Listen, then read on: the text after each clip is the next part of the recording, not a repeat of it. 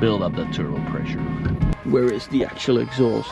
Okay, what the hell is going on? It should do 229. I'm doing 244, 245 on the speedo. So, launch control in the CUPRA Leon VZ Sports Tour. We go into CUPRA mode, and there we have the ESC button. We're going to press that once for ESC Sport, and then we have access to launch control. So this is the hybrid model, 272 horsepower, linked to a 6-speed DSG unit, a 1.5 turbo with an electric engine. Should do 7.3 seconds according to CUPRA to 100. I think it's a little quicker. It feels quicker than that, but let's find out if it actually is. So everything is going through the front wheels.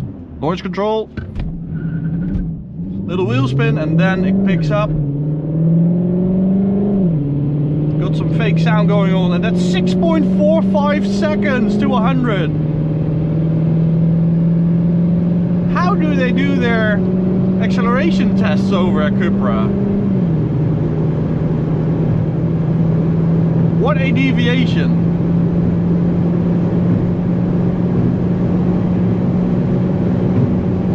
So they say it'll stop at 229 kilometers an hour. But wow, 15.66, 100 to 200. That's also pretty decent. By the way, I'm doing this review in reverse order,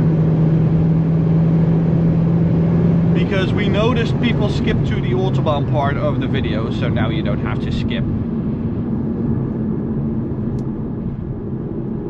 Which might be better for you guys. So we have some fake sound going on, but there's 3 modes for the fake sound. This is CUPRA mode. In individual I'm going to performance mode. Let's see what that sounds like.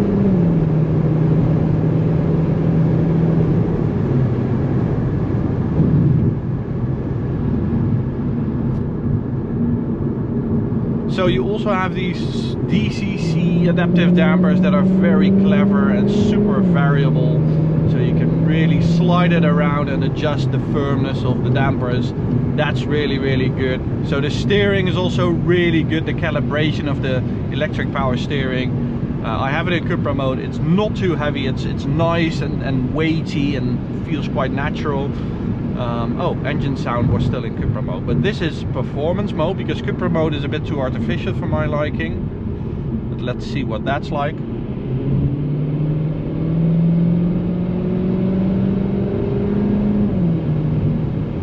Doesn't seem all that different. I think I like comfort mode the best, because then you lose the performance car pretension. I know it's a VZ model, but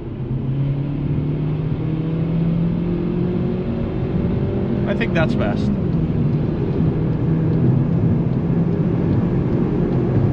It is super busy out today, so even a modest speed of 229 kilometers an hour might be hard to achieve.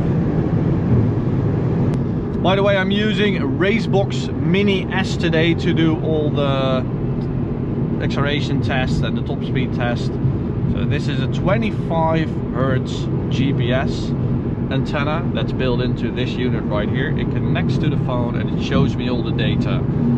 You can also use it as a lap timer. It is a fantastic product. We sell it in our store, and if you use code CUPRA you get a 10% discount. But I am really liking this car, honestly. The performance is really, really good. And I already had my bud dyno, as we call it, that said, okay, it's quicker than what they claim. So that's always a good thing, right? Nice fake A45 AMG. Or is it? Is it a real one? Not sure.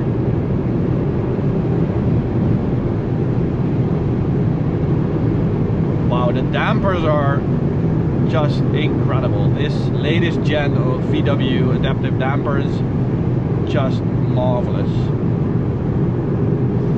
So let's turn around here at Sundsbeck exit number 5.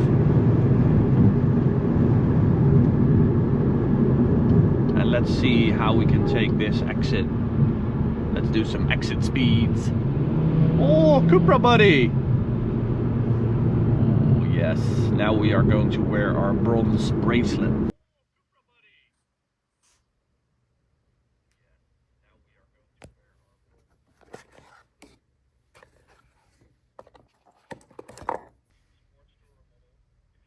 So as you might know, the VZ is also available with a 2-liter turbocharged engine with a 333 horsepower output for the sports tourer model. If you get the hatchback version, it's front wheel driven, the sports tourer is 4-wheel driven, and then you have 310 horsepower. So we also did a test with that car. Go check it out in the top right corner. So they are really differentiating their VZ brand. Well, this is where you notice the weight. It really wants to understeer because of that weight, and you can hear that little tire squeal right there because all that power is going to the front wheels, and at lower speeds like this it's too much. Make no mistake, this is not a hot hatch. It just isn't. That's just a load of wheel spin. It's also because of these eco-ish tires. It is very entertaining though. I mean, you have to manage the power. Oh, what the hell? The upshift of the DSG with the flappy pedals is actually quite sharp and good, as you can see. But now let's check out the downshift. So braking, downshift. Holy crap, that's bad. That is the laggiest downshift I've ever seen. This is like going 20 years back in time. Incredible. So also in that respect, it's not a hot hatch, because with a nice hot hatch you really need to have a fast, snappy gearbox like that, and this just isn't that. Okay, so we're going to put it back into sport mode. I do have to say the calibration of the sport mode is really nice. So it really sort of notices what you want from the car. It has all these great, well-judged shifts. So just stick it into sport mode, and then you're absolutely fine with this 6-speed DSG. Okay, I feel like it's going way quicker than 229. Brakes, they're a bit mushy, especially at lower speeds, because then it really wants to regen, and then you have the transition of regen on the electric engine and physical braking pad on disc, and that transition is just not very good at certain speeds and certain gears. So again, this isn't a hot hatch. If you want the hot hatch, get the hatchback version and get the 2-liter. That is a different animal, let me assure you. But as a cruiser, a daily, a family car, a powerful one at that, this is very, very good. With CUPRA you also get these bucket seats, and with the VZ Extreme you also get the sabled carbon bucket seats that we also had in our Born VZ long-term tester. Those are incredible. These are also just fantastic. The side support, you really sit in these seats, and they are really, really good. Okay, what the hell is going on? It should do 229. I'm doing 244, 245 on the speedo. GPS also way past what they claim. 235, 246 on the speedo. Can we make that into a 236? I think we can. We can, but wow, that's quite a bit quicker than what they say. Quite a bit faster. Guys, it's a hybrid and I love it. really, if you are looking for a family car with good fuel economy, this thing will do 125 kilometers on a single charge. Being a hybrid, that's freaking impressive. And you can even fast charge it, which I just did to do this video. So I started with a 80 kilometer range. We're now at 61 and I'm giving it full whack.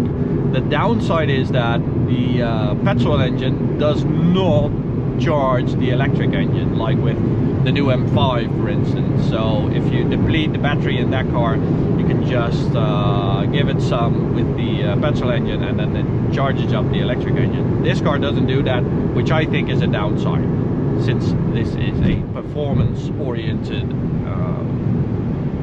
hybrid. So I'm really missing that feature in this car. Other than that, it's freaking great what you get. The value for money, wow, just wow.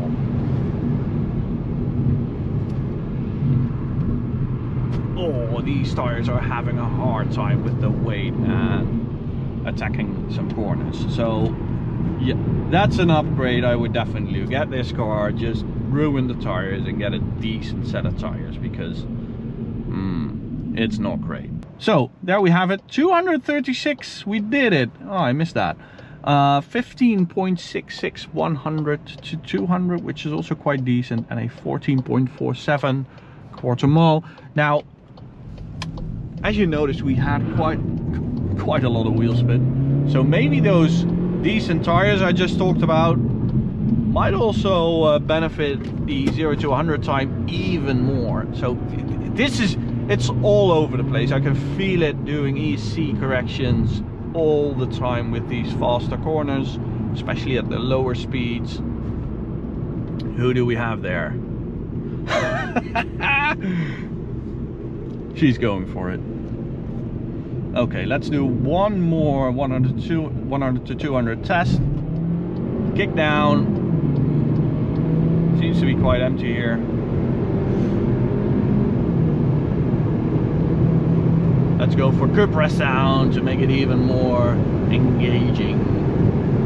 Like that. Whoa! There we go! I've been driving around in this car, using it as a daily for 5 days now. Freaking love it. I really do. I didn't expect it to be this good, which I always like. Okay, let's beat that 236 we just did.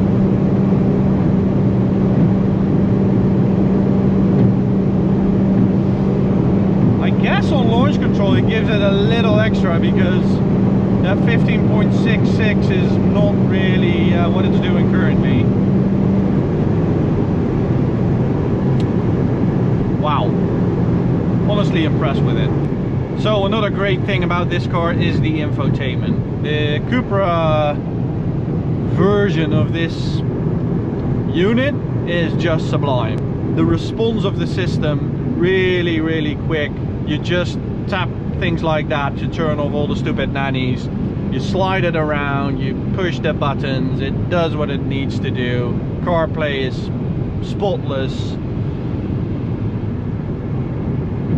It is a very driver-focused VW product, which is also what the CUPRA brand stands for, basically. But you really notice it, you know, you have these amazing seats, you have the ESC button that's just right there, making you want to turn it off. Then the best option there is on this car, the Sennheisers audio. Now, this system, it's 11 speakers and a fantastic subwoofer. Honestly, one of the best audio systems I've heard lately in a car, in a relatively affordable CUPRA. So the bang for buck deal with this car, just incredible, really. So I've also completely depleted the battery, and then you only have the 1.5 turbo with 150 horsepower left. But even then, it still is a very nice car to drive. and it doesn't feel heavy and restrained, and it actually still feels like a nice daily with enough power to you just move in traffic comfortably. Oh wow, it's not liking the 90-degree corner low speed stuff. Okay, what the hell is going on here? Whatever. Okay, but now we're going to treat it like a Leon CUPRA VZ. Downshift. Downshift. Oh, this is the worst downshift I've ever experienced, like, honestly.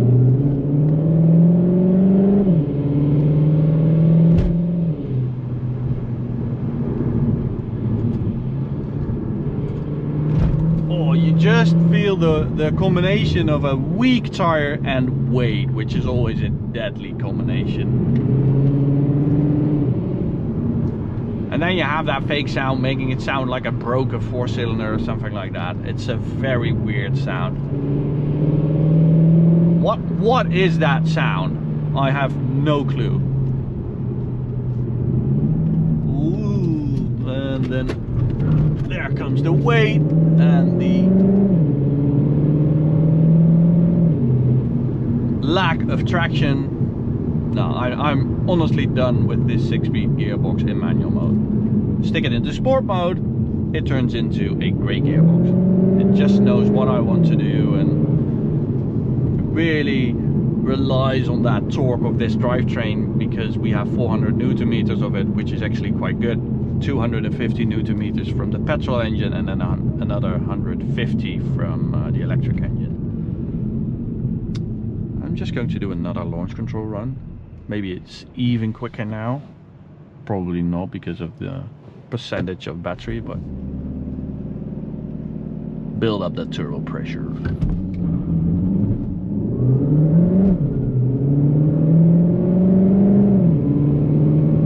6.61. What if we turn it off all the way? There we go. Do we still have launch control, or won't it allow us to do one? Oh, it will.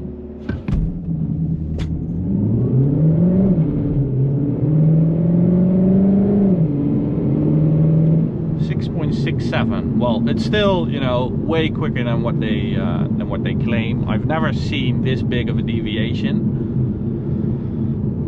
which I'm not sure why they do this. Why would you do this? Huh. Okay, so let's talk about the interior, exterior of the car. I think the interior is actually quite pretty. I like it a bit better than the Golf GTE, for instance, which is the VW variant of this car. The upside of this is that you can have it as a sports tour, so as a station wagon, which I think is a huge upside, which is why I would buy this instead of the Golf GTE.